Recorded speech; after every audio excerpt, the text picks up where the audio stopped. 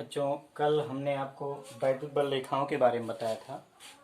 जो है काल्पनिक रेखाएं जो वैद्युत क्षेत्र में स्थित किसी बिंदु पर वैद्युत क्षेत्र की दिशा को प्रदर्शित करती हैं, वैद्युत बल रेखाएं कहलाती हैं। आज हम इनके गुण पर चर्चा करेंगे। वैद्युत बल रेखाओं के गुण, तो ये 1-2 नंबर में आता है कभी, और इसको जानना बहुत जरूरी है। ये बल रेखाएं धन आवेश से चल करके ऋण आवेश पर समाप्त होती है। पहला और महत्वपूर्ण गुण है, ये बल रेखाएं धन आवेश से चल करके ऋण आवेश पर समाप्त होती हैं। दूसरा इंपॉर्टेंट गुण ये है, ये बल रेखाएं कभी एक दूसरे को काटती नहीं है, क्योंकि एक ही बिंदु पर वैद्युत क्षेत्र की 2 दिशाएं असंभव है। तीसरा और महत्वपूर्ण ये भी गुण है, ये बल रेखाएं खुले वक्र को प्रदर्शित करती है, माने खुले वक्र में होती हैं। इस प्रकार आप इसके गुण लिख सकते हैं। अगला जो आपका अहम बिंदु है बच्चों, वैद्युत क्षेत्र की तीव्रता। क्या है? वैद्युत क्षेत्र की तीव्रता। ध्यान से सुनिएगा।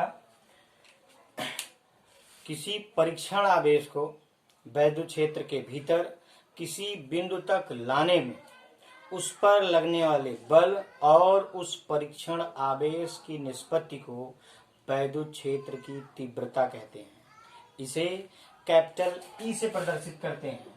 यदि वैद्युत क्षेत्र के भीतर परीक्षण आवेश को लाने पर उस पर लगने वाला बल F हो तो E बराबर होता है F/Q0, जहां Q0 आपका परीक्षण आवेश है। अब बच्चों, इसका मात्रक आप ध्यान देंगे तो बल का होता है न्यूटन। इसका मात्रक देखेंगे तो बल का होता है न्यूटन और आवेश का होता है कूलाम, तो इसका मात्रक हो गया न्यूटन प्रति कूलाम। हम इसी के साथ आपको विमीय सूत्र भी बताएंगे जो कि बहुत महत्वपूर्ण है। ध्यान रहे, E बराबर होता है F/Q0 और F का विमीय सूत्र जैसा कि आप पहले भी पढ़े हैं mL/T-2। Q का आप पहले पढ़े हैं AT होता है। इसी को सही कर लीजिए तो M L खोजिए, एक ही है। T ये जाकर के हो जाएगा T-3, A जाकर के हो जाएगा A-1।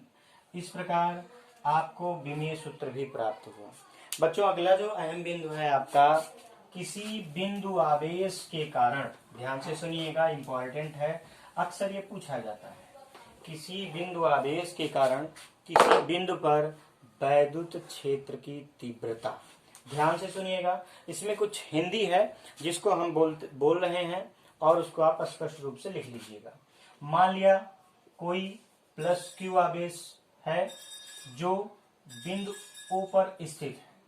इसके कारण एक वैद्युत क्षेत्र स्थापित है।